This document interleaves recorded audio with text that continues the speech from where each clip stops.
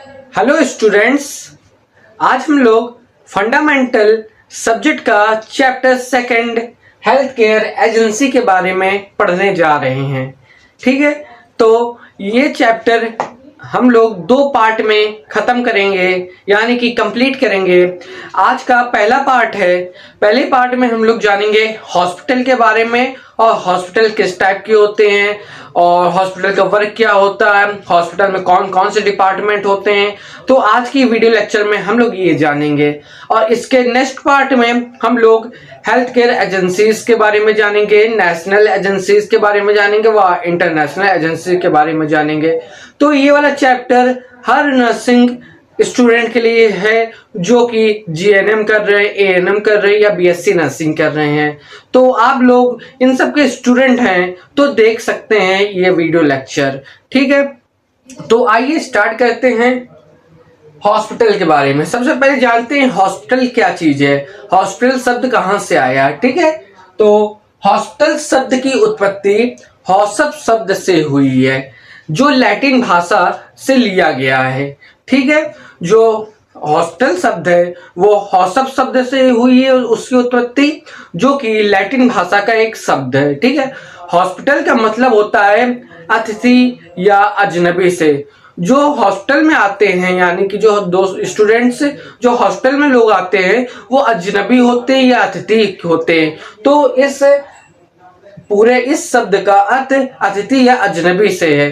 ठीक है, तो आपको पता चल गया होगा हॉस्पिटल क्या चीज है। तो हॉस्पिटल में क्या होता है, हॉस्पिटल में बीमार व्यक्ति व घायल व्यक्तियों का उपचार यानी कि ट्रीटमेंट किया जाता है और जरूरत पड़ने पर उन्हें सर्जिकल चीजें यानी कि सर्जिकल ट्रीटमेंट भी प्रोवाइड किया जाता है। ठीक है, तो अब बात करते हैं health care team in hospital.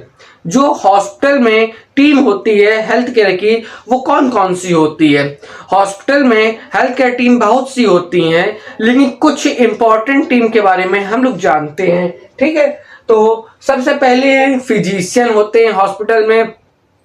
जो फिजिशियन जो डॉक्टर्स होते हैं उन्हीं को, जो एमबीबीएस डॉक्टर होते हैं उन्हीं को हम लोग फिजिशियन कहते हैं। ठीक है, फिजिशियन होते हैं। दूसरा हमारे वार्ड इंचार्ज होते हैं। थर्ड हमारे हैं डाइटिशियन होते हैं जो डाइट को बैलेंस करके रखते हैं पेशेंट की कि कौन सी डाइट उनको कब देनी चाहिए और कब नहीं देनी चाहिए।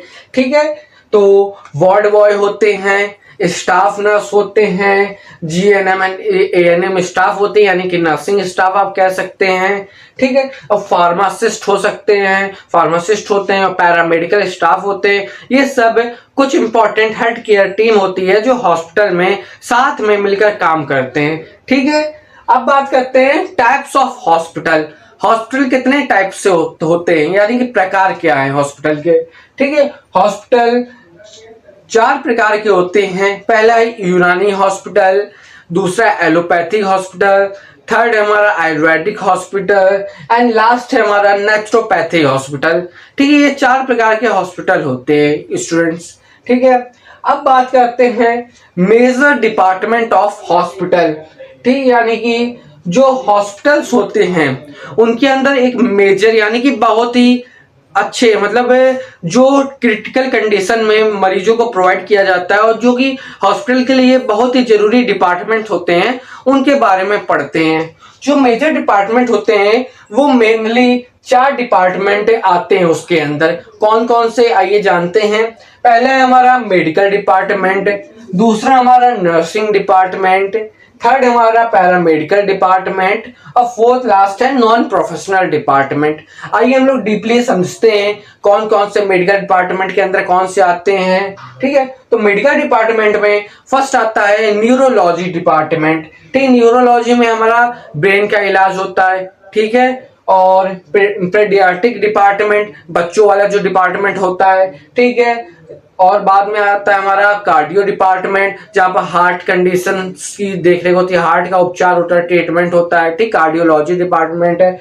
और यूरोलॉजी डिपार्टमेंट होता है, गायनिकोलॉजी डिपार्टमेंट होता है। गायनिकोलॉजी यानी जहां स्त्री रोग देखे जाते हैं, स्त्री संबंधित। ठीक है, और आई यानी ऑप्थेल्मिक डिपार्टमेंट, जहां आई को देखा जाता है, आई की कंडीशन को देखा जाता है कि आई के लेंसेज, जहां आई चश्मा लगता है उसी को एक जो बड़े हॉस्पिटल होते हैं आई हॉस्पिटल्स होते हैं, वो आई का एक जो मल्टी स्पेशलिस्ट हॉस्पिटल होते हैं उसमें अलग से भी आई का एक डिपार्टमेंट होता है, सर्जिकल डिपार्टमेंट होता है और ईएनटी डिपार्टमेंट होता है। ईएनटी डिपार्टमेंट यानी जहां ईयर, नोज और थ्रोट का देख रेख होती है कि उसकी बीमारी के बारे में पता लगाया जाता है, वो वैसे ही मरीज देखे जाते हैं। इन डिपार्टमेंट में जो जो अलग अलग प्रकार के जो डिपार्टमेंट है वो वहां पर सिर्फ अलग अलग मरीजों को देखा जाता है, ठीक है। तो बहुत से मेडिकल डिपार्टमेंट में आगे भी बहुत से डिपार्टमेंट है, लेकिन कुछ इंपॉर्टेंट डिपार्टमेंट आपको मैंने बताया है, ठीक है। अब सेकंड हमारा है नर्सिंग डिपार्टमेंट में। नर्सिंग डिपार्टमेंट में कौन होते हैं? जीएनएम स्टाफ होते हैं, जो जीएनएम करके स्टूडेंट्स, जीएनएम स्टूडेंट्स होते हैं वो होते हैं, और एएनएम स्टूडेंट्स होते हैं, यानी कि एएनएम जीएनएम करके जो जाते हैं वो वाले स्टाफ होते हैं, वो नर्सिंग में आते हैं। और बीएससी नर्सिंग स्टूडेंट्स जो करके जाते हैं, पढ़ाई जो कंप्लीट करके जाते हैं वो बीएससी नर्सिंग होते हैं, ठीक है।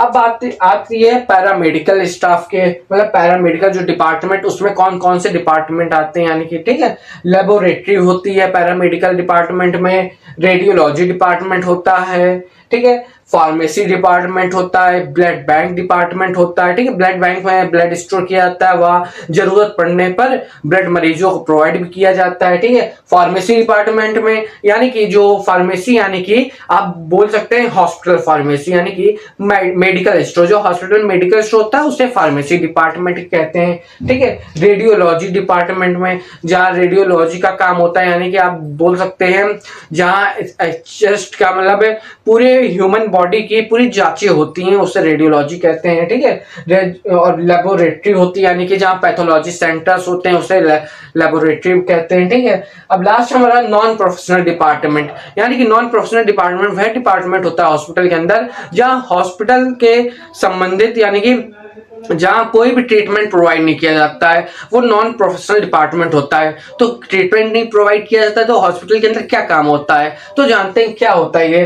एंड उसमें नॉन प्रोफेशनल डिपार्टमेंट में एडमिनिस्ट्रेटिव ब्लॉक आता है। एडमिनिस्ट्रेटिव ब्लॉक यानी कि जब कोई मरीज हॉस्पिटल के अंदर आता है तो उसका जो पर्ची बनती है, यानी कि जो उसका नाम, पता, कहाँ रहता है, ये सब जो बनता है सबसे पहले वो एडमिनिस्ट्रेटिव ब्लॉक ही संभालता है उससे, ठीक है। तो उसके बाद सप्लाई डिपार्टमेंट आता है कि हॉस्पिटल के अंदर कौन सी चीज कब आनी और कितनी है, तो उस सब को कंट्रोल करता है हमारा सप्लाई डिपार्टमेंट, ठीक है। तो हमारा है आगे रिकॉर्ड रूम, यानी कि रिकॉर्ड डिपार्टमेंट में वो हॉस्पिटल के अंदर जो जो एक्टिविटी हो रही है उस सभी चीजों का रिकॉर्ड रखता है रिकॉर्ड डिपार्टमेंट, ठीक है। अब आती है हाउसकीपिंग डिपार्टमेंट, यानी कि जो पेशेंट के जो बेड में जो बिस्तर लगाए जाते हैं, जो बेड तैयार किया जाता है, उसमें जो कपड़े होते हैं, उसमें जो बेडशीट होती है और जो मरीजों के यूनिफॉर्म होती है, मरीजों के जो कपड़े होते हैं, वो सबको हाउसकीपर, यानी कि वो सबको एक व्यक्ति आता है, वो सब ले जाता है अपने डिपार्टमेंट में हाउसकीपिंग में, उस सबको यानी कि उसको साफ सुथरा करके दोबारा से वो हॉस्पिटल में पहुंचा देता है। वो बड़े हॉस्पिटल में हाउसकीपिंग अलग से डिपार्टमेंट होता है और छोटे छोटे हॉस्पिटल में हाउसकीपिंग बाहर से आते हैं, ठीक है। तो आज का टॉपिक जो हम पढ़ाने जा रहे थे हॉस्पिटल के बारे में वो यहीं कंप्लीट होता है, और नेक्स्ट वीडियो में यानी कि इसी के नेक्स्ट पार्ट में सेकंड पार्ट में हमारा हेल्थ एजेंसी के बारे में पढ़ेंगे, जैसे कि इंटरनेशनल एजेंसी हो गई और नेशनल एजेंसी हो गई, ठीक है। तो उसके बाद आपका ये पूरा चैप्टर कंप्लीट हो जाएगा। तो यदि आपको हमारा ये वीडियो लेक्चर समझ में आया हो तो आप हमारी वीडियो को जरूर लाइक करें, क्योंकि ये वीडियो बनाने में बहुत मेहनत लगती है, ठीक है। और लाइक करने के बाद आप हमारे चैनल पे अगर नए हो तो हमारे चैनल को जरूर सब्सक्राइब कर दें, क्योंकि हम आपके लिए पैरामेडिकल, मेडिकल और नर्सिंग रिलेटेड और दवाइयों से संबंधित सभी वीडियो अपलोड करते हैं इस चैनल में आपके लिए, ठीक है। इसलिए आप हमारे चैनल को जरूर सब्सक्राइब करें। और अगर पूरे चैप्टर की आपको पीडीएफ चाहिए हो तो आप हमारा व्हाट्सएप नंबर स्क्रीन में देख पा रहे होंगे, तो आप इस नंबर पे आप हमको मैसेज कर सकते हैं, सेंड चैप्टर नेम पीडीएफ लिखकर। ठीक है, तो आप जैसे ये मैसेज करेंगे उसके बाद आपको पीडीएफ प्राइस मात्र 5 रुपए हमको ऑनलाइन पेड करना होगा। उसके बाद मैं आपको इस चैप्टर की पीडीएफ प्रोवाइड करा दूंगा। ठीक है, तो अगली वीडियो लेक्चर के लिए आप हमारे चैनल को जरूर सब्सक्राइब कर दें। इसका अगले वाला पार्ट आपको जल्द ही प्रोवाइड किया जाएगा। ठीक है, तो अगले वीडियो लेक्चर के लिए आने तक के लिए स्टूडेंट्स जय हिंद।